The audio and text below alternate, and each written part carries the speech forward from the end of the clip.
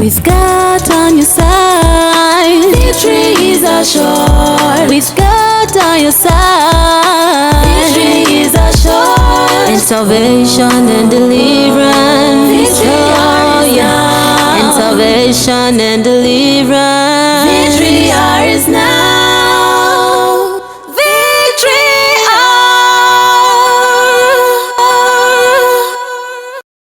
Bless the name of the Lord for another victory hour in the presence of the Lord. A dúpẹ́ lọ́wọ́ Ọlọ́run fún wákàtí mìíràn tí ṣe wákàtí ìṣẹ́gun níwájú Olúwa. I want to bless the name of the Lord God Almighty for how He has been meeting you people at the point of your needs. A dúpẹ́ lọ́wọ́ Ọlọ́run Elédùmarè bó ṣe ń bá àìní ẹ̀yin ènìyàn tẹ́ ń tẹ́tí sí wa ní ìgbà gbogbo pàdé. God is ready for you again today. Lẹ́ẹ̀kan sí Ọlọ́run tún ṣetán fún yín. And I'm assuring you Mo ṣe fi dá yín lójú. that is going to do that which concerneth you. Pé ohun gbogbo tó ń ṣe ti yín ni yóò ṣe lásìkò. And your life shall never remain the same again. Ayé yín kò sì ní wà bákan náà mọ́. Shall we pray? Ẹ jẹ́ kí a tẹríba fún àdúrà. Father, we thank you for another opportunity to hear from your word. Bàbá, a dúpẹ́ lọ́wọ́ yín fún àǹfààní mìíràn láti gbọ́ ọ̀rọ̀ yín. Bible said that you sent your word and your word healed us. Bíbélì sọ pé ẹ rán ọ̀rọ̀ yín jáde, ọ̀rọ̀ yín yán kan náà ó sì mú wa lára dá. As we are going to hear your word Bí today, a ó sì máa gbọ́ ọ̀rọ̀ we yín pray you lónìí, will heal. ẹ jẹ́ kí ìmúradá kó We wà. pray you will deliver. Àgbàdo àpẹ́ ó tú We sílẹ̀. pray you will set free. Ẹ ó sọ di òmìnira. We pray you will liberate. Ẹ ó sì dá ní ìdè. And you will wrought signs and Ẹ ó wonders. sì ṣiṣẹ́ àmì àti àwọn iṣẹ́ ìyanu. Thank you, Father Almighty. Bàbá Elédùmarè àwa dúpẹ́. In Jesus' mighty name, we have prayed. Ní orúkọ ńlá Jésù ni a gbàdúrà. We are going to read from the word of God. A ó kà láti inú ọ̀rọ̀ Ọlọ́run. The book of Psalms, Ìwé orin Dáfídì. chapter 124, Orí kẹrìnléní ọgọ́fà. verse 1 to 7. Láti ẹsẹ̀ ìkíní sí ìkeje níbẹ̀. Psalm 124, verse 1 to Ìwé 7. orin Dáfídì orí kẹrìnléní ọgọ́fà ẹsẹ̀ ìkíní sí ìkeje. Bí ìbá ṣe pé Olúwa tí ó ti wà fún wa, kí ni Ísírẹ́lì kì bá máa sọ ní ìsinsìnyí? Ìbá má ṣe pé Olúwa ti wà fún wa nígbà náà, nígbà tí àwọn ènìyàn dúró sí wa, nígbà náà ni àwọn ìbá gbé wa mì láàyè, nígbà tí ìbínú wọn rú sí wa. Nígbà náà ni omi wọn ni ìbá bò wá mọ́lẹ̀, ìṣàn omi ìbá ti borí ọkàn wa. Nígbà náà ni agbára omi ìbá borí ọkàn wa. Olùbùkún ni Olúwa tí kò fi wá fún wọn bí òǹdè ọdẹ fún ẹyin wọn. Ọkàn wa yọ bí ẹyẹ kúrò nínú okùn apẹyẹ. Okùn já, àwa sì yọ̀. Lọ́wọ́ wa ń bẹ ní orúkọ Olúwa tí ó dá ọ̀run òun ayé. We are hearing the word of God today on the topic that says, the snare is broken. À ń gbọ́ sọ̀rọ̀ lónìí lórí àkọ́rí tó sọ pé ìdè náà ó já. The snare is broken. Ìdè náà ó já. What do we mean by snare? Kí la ń sọ nípa ìpẹyẹ? The snare is a trap set by the farmers to catch birds or animals. Ó jẹ́ ìdè tá a dè kalẹ̀ gẹ́gẹ́ bí tàkúté láti mú ẹyẹ. The trap set up by farmers or hunters to entrap animals or birds. Ó jẹ́ gẹ́gẹ́ bí tàkúté tí ọdẹ tàbí àgbẹ̀ dẹ kalẹ̀ láti mú ẹyẹkẹ́yẹ. The devil in this scenario is the snarer. Èṣù, ẹni tí wọ́n pe orúkọ rẹ̀ ní àkókò yìí, òun ni ẹni náà tí ó ń dẹ ọdẹ yìí kalẹ̀. The devil is the snarer. Òun ni ẹni náà tó dẹ tàkúté yìí kalẹ̀. In John chapter 10 verse 10, Nínú ìwé Jòhánù orí ìkẹwàá ẹsẹ̀ ìkẹwàá. Jesus Christ made us to know that the thief is, or the devil is a thief, is a killer, is a destroyer. Jésù Kristi ó jẹ́ kó yé wa gbangba pé olè kì í wá bí kò ṣe láti jalè, láti jí àti láti pa. The devil there is the thief. Èṣù níbẹ̀ yẹn òun ni olè. Is the killer. Òun ni ẹni náà tó ń pani. Is the destroyer. Ó sì lẹni tó ń pani run. And he set up his strategy to kill, to destroy, and to make the life of man useless. Àrékérekè rẹ̀ ó ní láti jọ ọdẹ kalẹ̀ láti rí pé òun pa ènìyàn, ó ja ènìyàn lólè kó sì pa wọ́n run láì ní ìtumọ̀ láyé. In 1 Peter chapter 5 verse 8. Nínú ìkíni Pétérù orí karùn-ún ẹsẹ̀ ìkẹjọ. 1 Peter chapter 5 verse 8. Ìkíni Pétérù orí karùn-ún ẹsẹ̀ ìkẹjọ níbẹ̀. Bible says that we should be sober. Bíbélì sọ wípé ká wà ní ìrẹ̀lẹ̀ ọkàn. We should be vigilant. Ká wà ní ojúkò. We should be attentive kí a ṣe tán. because the adversary, the devil, Nítorí pé Sátánì tí í ṣe èṣù as a ọ̀tá wa, roaring lion, bí kìnìún tó ń ké ramúramù, walketh about, ó rìn káàkiri, seeking whom he may devour. ó ń wá ẹni tí òun yóò pàjẹ́ kiri. So the devil is the snarer, Èṣù òun ni ẹni náà tó dẹ tàkúté yìí and the kalẹ̀. plan and purpose of the devil is to catch his prey. Ètò rẹ̀ àti ìmúra rẹ̀ sílẹ̀ ni pé kó mú ẹnìkan ní òǹdè. The devil is wicked, Sátánì ó burú jáì. and everything he wants is the destruction of man. Gbogbo nǹkan tó sì ń fẹ́ ni pé kí ènìyàn kó di ẹni ìparun. But I pray for you today, Gbàdúrà mi sí yín lónìí ni every pé plan of the enemy to kill you, gbogbo ètò Sátánì láti pa ọrùn. the Lord will destroy in the name of Ọlọ́run Jesus yóò Christ. bàjẹ́ ní orúkọ ńlá Jésù. The devil hates man, Sátánì ó kórìíra ènìyàn. and his intention is that we should fall from the presence of God, Ètò rẹ̀ sì ni pé kí a má rí àyè ní gbogbo ìgbà níwájú knowing Elédùmarè. fully that man was made to take his place in heaven. Nítorí pé ó mọ̀ pé àyè ń bẹ fún ènìyàn níwájú Ọlọ́run ní ọ̀run. God created man to take the place of the devil. Ọlọ́run dá ènìyàn láti gba ipò kúrò lọ́wọ́ Sátánì. Therefore, he made man to sin in the Garden of Eden. Alábàjọ Sátánì sa gbogbo ipá kí ènìyàn kí ó ba lè dẹ́ṣẹ̀ nínú ọgbà Édẹ́nì. He made Adam to sin in the Garden of Eden. Ó jẹ́ kí Ádámù kó dẹ́ṣẹ̀ nínú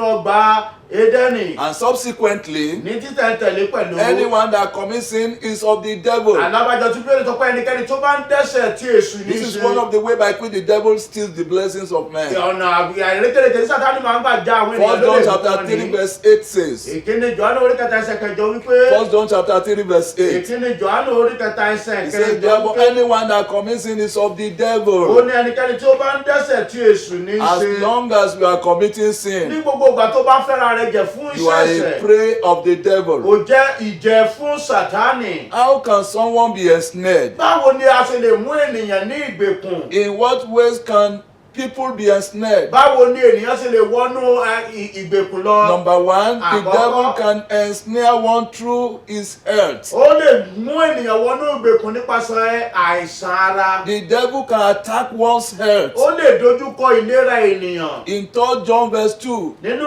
Jòhánù kẹta orí ẹsẹ̀ kejì. 3 John verse 2, Jòhánù kẹta ẹsẹ̀ kejì. Bible said that, beloved, I wish above all things that thou mayest prosper Ó ní olùfẹ́ mo fẹ́ pé nínú gbogbo kí ẹ̀yin tí ó lè ṣe rere. and be in health, Kẹ̀sì wà ní àlàáfíà. even as thy soul prospereth. Bí ó ti dára fún ọkàn The yín. will of God for us is that we should be in health. Èrò Ọlọ́run fún ayé wa ni kí pé a wà ní àìlera. God doesn't want you to be in sickness. Ọlọ́run ò fẹ́ kí a wà nínú àìsàn.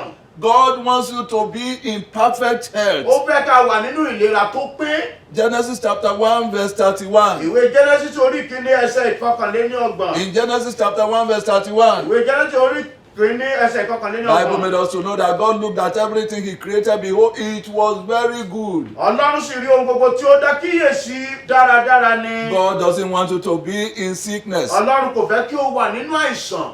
Matthew chapter 14 verse 24 to 25. Ìwé Matthew orí ìkẹrìnlá ẹsẹ̀ ìkẹrìnlélógún sí ìkẹẹ̀dọ́gbọ̀n rẹ̀. Matthew chapter 14 Ìwé Matthew orí ìkẹrìnlá. verse 24 and 25. Ṣùgbọ́n ní ìgbà náà ni ọkọ̀ wà láàrin adágún. Ọkọ̀ wà láàrin adágún tí ìrúmi tì dé sí ẹ̀yìn nítorí tí afẹ́fẹ́ sọwọ́ òdì sí wọn. Nígbà tí ó di ìṣọ́kẹrin òru, Jésù tọ̀ wọ́n lọ, ó rìn lórí òkun. Jesus Christ was walking on the sea there. Jésù ó rìn lórí òkun níbẹ̀. And when the disciples saw him, Nígbà tí àwọn ọmọ ẹ̀yìn sì rí, they were terrified. ẹ̀rù bà wọ́n. And they said, Lord, Wọ́n ní Olúwa, is it you? ṣé ìwọ nìbí? Jesus Christ said, why are you terrified? Bíbélì sọ fún ọ pé ó ní ẹ tújú ká. Why are you afraid? Kí nìdí tẹ̀rù ń bà yín? It is me. Èmi ni. God wants it to be well with you. Ọlọ́run fẹ́ kó wà ní He àlàáfíà. doesn't want the storm of life to overcome Kò you. fẹ́ kí ìjì ayé kó rìn ọmọlẹ̀. In Mark chapter 5 verse 25 and 26. Ìwé Máàkù orí karùn-ún ẹsẹ̀ ìkẹrìndínlọ́gbọ̀n. Mark chapter 5 verse 25 and 26. Ìwé Máàkù orí karùn-ún karùn-ún there ẹsẹ̀ was kẹẹ̀dọ́gbọ̀n. a woman there that had an issue of blood for 12 years. Obìnrin kan wà níbẹ̀ tó ní ìsun ẹ̀jẹ̀ ọdún méjìlá. The devil attacked the health of this woman for 12 years. Fún ọdún méjìlá gbáko ni obìnrin fi ní ìdojúkọ àìsàn And irúgbìn Bible made us ẹ̀jẹ̀. to know that the doctors consumed everything she had. Bíbélì sọ pé àwọn oníṣègùn wọn gba ohun tó pọ̀ ní ọwọ́ rẹ̀. They were treating her without any result. Wọ́n tọ́jú rẹ̀ láìsí ọ̀nà àbáyọ ìwòsàn fún. I don't know how the devil is fighting your health Mi ò today. mọ bí Sátánì ṣe ń dojúkọ ìlera As you rẹ̀. are hearing this word of God, Bí o ṣe ń gbọ́ ọ̀rọ̀ Ọlọ́run yìí, the Almighty God will attend to your health in the name of Jesus Ọlọ́run Christ. Elédùmarè yóò bá ìwòsàn rẹ yóò bá pàdé yóò mú ọ lára dá. Also in John chapter 5 verse 1 to 7. Bẹ́ẹ̀ gẹ́lẹ́ nínú ìwé Jòhánù John chapter 5 verse orí 1 to 7. karùn-ún ẹsẹ̀ kìíní sí ìkeje. There was a man there that was sick for 38 years. Ọkùnrin kan wà tí ó ṣàìsàn fún ọdún He was méjìdínlógójì. not able to move about for 38 years Fún ọdún méjìdínlógójì ni kò lè lọ sí ibi because kankan. the devil attacked his Nítorí health. Sátánì ti mú ara ìlera rẹ̀ ó dojúkọ.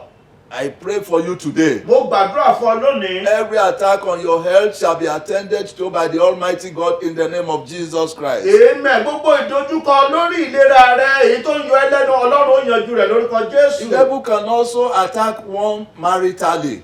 Sátánì sì lè fi ènìyàn sínú ìgbèkùn nítorí ìgbéyàwó rẹ̀. The plan of God for us is to be married and have the issue of womb. Ètò Ọlọ́run fún ènìyàn ni pé kó ṣe ìgbéyàwó kó sì léso kó bímọ. But the devil is not happy about Ṣùgbọ́n inú this. Sátánì kò dùn sí eléyìí pé kéènìyàn kó máa bí sí i. There was an incident that happened in Ekiti while I was there. Ní ìgbà tí dádì wà ní ìlú Èkìtì ìṣẹ̀lẹ̀ kan ṣẹlẹ̀ níbẹ̀. A lady got married. Obìnrin kan ó lọ́kọ. She had a societal wedding. Ó ní ìgbéyàwó alárinrin ló ṣe. But the devil was not happy about her wedding. Ṣùgbọ́n inú Sátánì kò dùn sí àṣeyọrí ìgbéyàwó While the yìí. wedding was going on, Nígbà tí wọ́n ṣe ìgbéyàwó yìí lọ́wọ́. the sister, the junior sister of this lady came to her and said, "Please, sister, give me meat." Ẹni tí ó tàbí tẹ̀lé arábìnrin yìí ó tọ̀ wá ó ní arábìnrin mi ẹ̀gbọ́n mi ẹ fún mi lẹ́ràn. And the lady said, "Are you serious at all? Pèsè nǹkan tó ń sọ èso gbádùn bí. If you want to eat meat, why don't you go to the kitchen and get it?" Tó o bá fẹ́ lọ jẹran kí ló dé tó lọ sí ilé ìdáná kó lọ mọ́ ẹ And kó the jẹ. lady, being an agent of Satan, was not happy about Nítorí pé it. ikọ̀ Sátánì ní àbúrò rẹ̀ yìí inú rẹ̀ kò dùn. And she waited until the lady was pregnant and was about to give birth. Ó wá dúró de àkókò tí àǹtí rẹ̀ yí ẹ̀gbọ́n rẹ̀ tó lóyún tó fẹ́ bímọ. The lady was having a course, he was having a degree course in Ado Ekiti. Àwọn arábìnrin ó ṣe ilé ẹ̀kọ́ ó kẹ́kọ̀ọ́ ẹ̀kọ́ degree ní Adó Èkìtì. And she was having a twins pregnancy. Ó sì lóyún ọmọ ìbejì. She was going to hospital on bike, on Okada bike. Lórí ọ̀kadà ló ti ń lọ sí ilé ìṣègùn. As the rider was going on the highway, Bí ọlọ́kadà yìí sì ṣe ń gun ọ̀kadà rẹ̀ lọ. another tipper lorry was going before them. Típà tó kó yẹ̀pẹ̀ ó sì ń lọ tó dojúkọ wọn. Suddenly, the tipper started reversing. Lójijì ni akóyẹ̀pẹ̀ yìí ó sì bẹ̀rẹ̀ sí ní padà sẹ́yìn. And before the back rider could look here and there, Kó tó di pé oní ọ̀kadà yìí ó lè wọ̀ tó kó wò sí. the tipper stepped on the Okada and killed the lady instantly. Akóyẹ̀pẹ̀ yìí ó sì rin ọlọ́kadà ó sì pa ọmọbìnrin yìí toyúntoyún. Later, we got to know that it was the problem she had with that her sister on the day of her wedding that resulted to her death. Nígbà tó yá la gbọ́ pé ìṣòro èdè ọ̀rọ̀ tó ṣẹlẹ̀ lórí ẹran òun ni ó jẹ́ kí arábìnrin oníṣèṣù. The devil is a killer. Sátánì apanini. Is a destroyer. Apanirun ni sí Every pẹ̀lú. plan of the enemy to destroy your marriage, Gbogbo ètò Sátánì láti bà ìgbéyàwó rẹ the jẹ́. Almighty God will destroy today in the name of Jesus Lónìí Christ. Ọlọ́run Elédùmarè yóò bà agbára náà jẹ́ lórúkọ The Jésù. devil can also stand against one's marriage that she will not be able to have the fruit of the womb. Sátánì lè dojúkọ ìgbéyàwó ènìyàn kí irú ènìyàn bẹ́ẹ̀ kí ó má ṣe A lóyún. lady was married for years without the fruit of the womb. Ọmọbìnrin kan arábìnrin kan ó ṣe ìgbéyàwó fún ọ̀pọ̀lọpọ̀ ọdún kò lè And after many struggling, she met a man of God. lẹ́yìn ọ̀pọ̀lọpọ̀ ìjápẹ́ta ó bá ènìyàn Ọlọ́run And the man pàdé. of God prayed for her and made her to know Ènìyàn Ọlọ́run gbàdúrà fún ó sì jẹ́ kó di mímọ̀ fún that pé there was a gift presented to her on the day of her wedding. ẹ̀bùn kan wà tí a fi fún un ní ọjọ́ ìgbéyàwó rẹ̀. That she should get that gift. Pé kó lọ wá ẹ̀bùn náà kó wá jáde. After she has looked into her house and searched,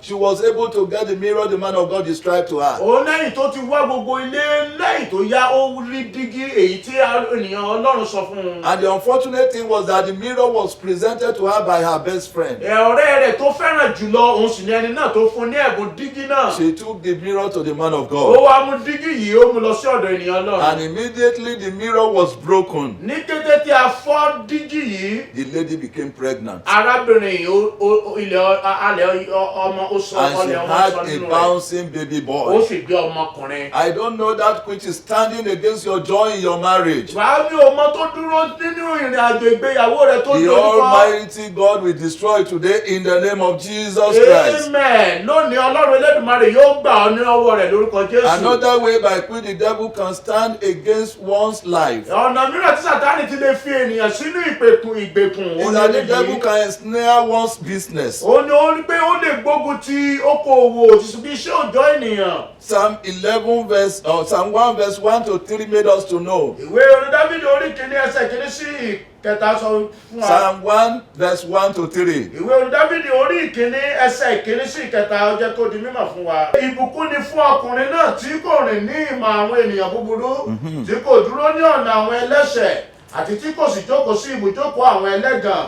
Ṣùgbọ́n dídùn inú rẹ̀ wà nínú òfin Olúwa, àti nínú òfin rẹ̀ ni ó ń ṣe àṣàrò ní ọ̀sán àti ní òru. Yóò sì dàbí igi tí a gbìn sí etí ipa odò, tí ń so èso rẹ̀ jáde ní àkókò rẹ̀, ewé rẹ̀ kì yóò sì rẹ̀, àti ohunkóhun tí ó ń ṣe ni yóò máa ṣe déédéé. That place made us to know in the book of Psalm chapter 1 verse 3, it says, whatever you lay your hands on shall prosper. Ẹsẹ̀ kẹta nínú ìwé orin Dáfídì orí kìíní yẹn sọ pé ohunkóhun tí ẹni náà bá ń ṣe yóò máa ṣe déédéé. I don't know those of you that are hearing this message and you are not prospering in your business. Iye èyí mélòó lẹ ń gbọ́ wa lónìí tó ṣe pé nínú okòwò yẹn ò tí ì máa ṣe déédéé. Every power of darkness that is standing against your business shall be destroyed today in the name of Jesus Christ. Amen. Gbogbo agbára òkùnkùn tó ń dojúkọ yín tí ò jẹ́ kẹ́ máa ṣàṣeyọrí lónìí, Ọlọ́run fúnra rẹ̀ yóò bà wọ́n jẹ́. Deuteronomy chapter 30 verse 9 says, Ìwé Deuteronomy orí ìkẹsàn-án ẹsẹ̀ chapter 30 verse 9. orí ọgbà ẹsẹ̀ kẹsàn-án ó wípé. He said, the Lord shall make thee plenteous in the works of your hand. Ó ní Olúwa yóò jẹ́ kí ó rẹ̀ sí ní púpọ̀ nínú iṣẹ́ ọwọ́ rẹ̀. God wants you to prosper in that which you lay your hands Ọlọ́run on. sọ fẹ́ sọ ọ́ di púpọ̀ nínú iṣẹ́ tó ń ṣe. But in Luke chapter 5, Nígbà nínú ìwé Lúùkù orí ìkarùn-ún. Luke chapter 5, Ìwé Lúùkù orí ìkarùn-ún. verse 1 to 7, Ẹsẹ̀ kìíní sí ìkeje níbẹ̀. Bible made us to know that Peter was beside the sea. He fished throughout the whole night. Bíbélì sọ pé Pétérù ó dọdẹ ẹja ní gbogbo òru. He was not able to catch a finger Kò lè pa ẹja ẹyọ kan. because the devil has ensnared his business. Nítorí pé Sátánì ó ti fi okòwò rẹ̀ sínú ìgbèkùn. What is that business that is expected to be yielding you profit and is yielding you problem? Kí ni okòwò rẹ èyí tó yẹ kó máa so èso rere tó yẹ kó máa mú èrè dání tó wá jẹ́ pé gbèsè ló mú tọ̀ wá. I want you to know that Jesus needs to attend to that business. Mo fẹ́ kó di mímọ̀ fún ọ pé Jésù ló ní láti dá sí ọ̀rọ̀ Jesus okòwò náà. Christ said, the thief cometh not but for to steal, to kill, and to destroy. Bíbélì sọ pé Jésù fúnra rẹ̀ sọ pé ó lè kí wá bí kò ṣe pé láti jalè, láti pa àti láti He parun. said, I came that you may have life Ó and ní have it èṣù more bẹ́ẹ̀ ní abundantly. wá kẹ́yìn tí ó lè ní ìyè àní ní ìyè ní ọ̀pọ̀lọpọ̀. The Lord has brought life unto your business today. Lónìí ìmọ́lẹ̀ Ọlọ́run yóò tàn sí okòwò And I rẹ. pray your business shall receive life in the name of Mo Jesus sì Christ. gbàdúrà pé okòwò rẹ yóò sì gba ìyè náà lórúkọ ńlá The Jésù. devil can also ensnare you spiritually. Nípa ti ẹ̀mí, Sátánì lè mú ènìyàn wọ inú ìgbèkùn. The devil can ensnare one spiritually. Ó nínú ẹ̀mí, ó lè mú ènìyàn wọ inú ìgbèkùn. For example, there are some people eating in the dream. Alábàjọ àwọn mìíràn wọn á máa jẹun ní ojú oorun. That is one of the works of the enemy. Eléyìí jẹ́ iṣẹ́ ìṣe Sátánì. There was somebody that ate in the dream to an extent that he had an incurable disease. ẹnìkan wà tí ó jẹun lójú oorun tó bẹ́ẹ̀ gẹ́ tó jẹ́ pé ó ní àìsàn tí kò gbóògùn. A friend of mine ate in the dream, and in the morning when he was vomiting, he vomited what he ate in the dream. ọ̀rẹ́ dádì kan ó jẹun lójú oorun nígbà tó di òwúrọ̀ tí ó gbàdúrà tí ó fẹ́ bá bì oúnjẹ tó jẹ lójú oorun ó sì ń bì í. You can have an oppression too. ó lè ní ìrìnmọ́lẹ̀ pẹ̀lú. It's a spiritual attack. ó jẹ́ ìdojúkọ látọ̀dọ̀ Sátánì. Also, you can have depression. ó sì bẹ́ẹ̀ gẹ́lẹ́ ó lè ní ìrìnmọ́lẹ̀. It might be possible for you, just you discover that you are not always happy. ó sì lè máa ríra rẹ gẹ́gẹ́ ní gbogbo ògbà inú rẹ kì í dùn. It is the work of the enemy. iṣẹ́ ọ̀tá ni eléyìí. You just discover that you cannot carry yourself. ó sì rí pé o lè gbé ara rẹ. It's one of the works of the devil. iṣẹ́ Sátánì ni eléyìí. I don't know whether you are there, you are always having nightmares. mi ò mọ̀ bóyá o wà nírú ẹni náà tó jẹ́ pé ó máa ń lálàkàlà. Some people masquerades run after them in the dream. àwọn mìíràn egungun a máa lé wọn ní ọ̀gànjọ́ òru. It is one of the ensnaring of the ó devil. jẹ́ ọ̀kan nínú àwọn ọ̀nà tí Sátánì fi ń fi ènìyàn sínú ìgbèkùn. Some people, they always have sexual intercourse in the dream. àwọn ènìyàn mìíràn wọn máa ní ìbálòpọ̀ lójú oorun. It's one of the ensnaring of the devil. ọ̀nà ìgbèkùn ni eléyìí náà pẹ̀lú There àtọwọ́ was a èṣù. woman I heard about that when she always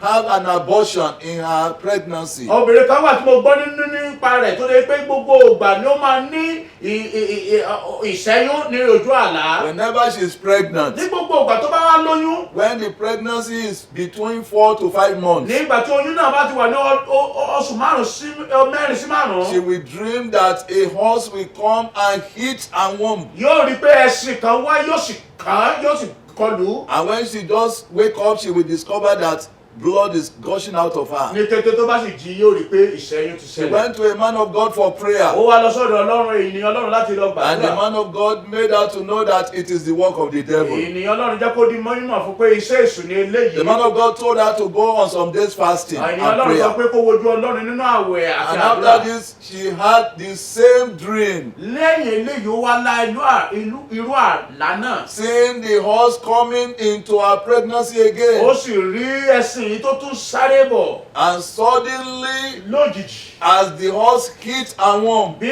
ẹṣin yìí ṣe kọlu inú rẹ̀.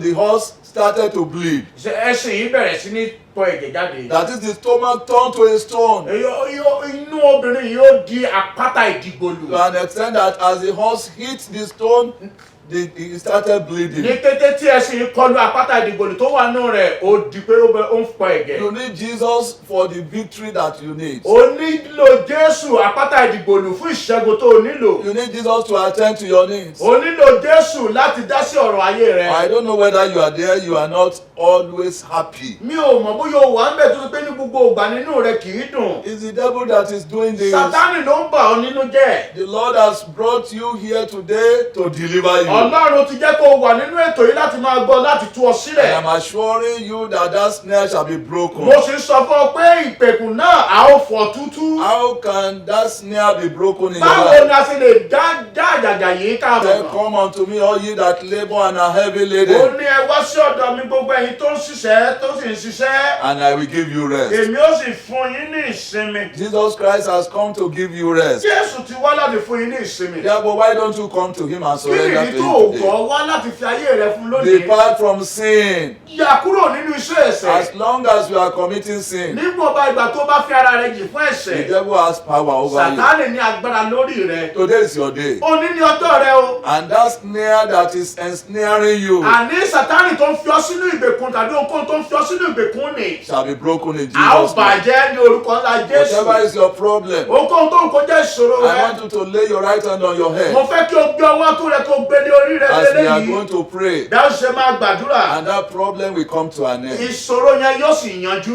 If you have heard the word of God and you want to receive Jesus tí o as bá your ti Lord gbọ́ ọ̀rọ̀ and Savior, Ọlọ́run tó sì fẹ́ fi ayé rẹ fún Jésù put your Olúwa. right hand on your chest gbé ọwọ́ ọ̀tún rẹ ní àyà rẹ. and let us pray. kí o sì jẹ́ kí a gbàdúrà. Father, I thank you for this word that you have sent bàbá out. mo dúpẹ́ fún ọ̀rọ̀ yín tí mo ti gbọ́ ní òwúrọ̀ Bible says yìí. that you sent your word and your word healeth them. ọ̀rọ̀ yín ẹran jáde ó sì múni lára dá. This evening, O Lord, ní ìrọ̀lẹ́ yìí Olúwa. I pray that as your children have heard your word, Mo gbàdúrà pé bí ẹ ṣe bá àwọn ọmọ yín ṣe gbọ́ ọ̀rọ̀ yìí. every problem in their lives shall be removed in the name of Jesus Gbogbo ìṣòro Christ. wọn ẹ ó yanjú rẹ̀ ní ìrọ̀lẹ́ yìí lórúkọ Jésù. You will deliver them. Ẹ ó tú wọn sílẹ̀. You will set them free. Ẹ ó sọ ọ́ di And òmìnira. all those that are giving their lives to you, Gbogbo àwọn tí ó ti fi ayé wọn fún yín. receive them, O Lord, Ẹ gbà wọn Olúwa. and write their names in the book of Kẹ́sì life. kọ́rúkọ wọn sínú ìwé ìyè. Thank you, Father Almighty. Bàbá Elédùmarè àwa dúpẹ́. Glory be to your holy name. Ògo ni fún orúkọ In yín. Jesus' mighty name, we are Ní praying. orúkọ ńlá Jésù ni a I gbàdúrà. congratulate you because you are already Mo delivered, kí yín kú oríire nítorí pé àtìtù yín sílẹ̀. and your snare is already broken. A sì bà àjàgà yín I jẹ́. want to hear your testimony. A ó fẹ́ gbọ́ ẹ̀rí yín Next week ní ọ̀sẹ̀ tó ń bọ̀. is another time in the Ó jẹ́ presence of àkókò God. mìíràn níwájú Ọlọ́run Ẹlẹ́dàá. I want to hear your Màá testimony. fẹ́ gbọ́ ẹ̀rí yín. It is well with you. Àlàáfíà fún yín. Praise the Lord. Hallelujah. With God on your side, victory is assured. With God on your side, victory is assured. And salvation and deliverance, victory yeah. And salvation and deliverance, victory is now.